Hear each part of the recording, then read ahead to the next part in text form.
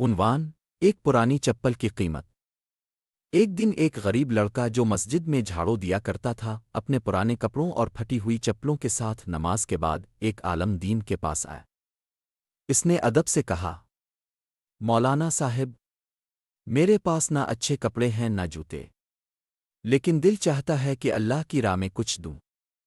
کیا اللہ میری پرانی چپل قبول کرے گا؟ مولانا صاحب کی آنکھیں بھر آئیں۔ انہوں نے مسکرا کر کہا، بیٹا، اگر نیت سچی ہو تو اللہ تمہاری پرانی چپل کو بھی جنت کی کنجی بنا سکتا ہے۔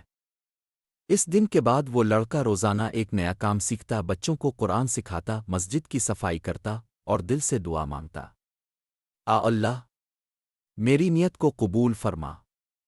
سالوں بعد وہی لڑکا ایک بڑے اسلامی مدرسے کا بانی بنا جہاں ہزاروں بچے قرآن و حدیث پڑھتے تھے۔ سبق: اللہ تعالیٰ کو تمہارا مال نہیں، تمہاری نیت چاہیے۔ جو چھوٹے عمل تم خلوص سے کرتے ہو وہی قیامت کے دن تمہاری نجات کا ذریعہ بن سکتے ہیں۔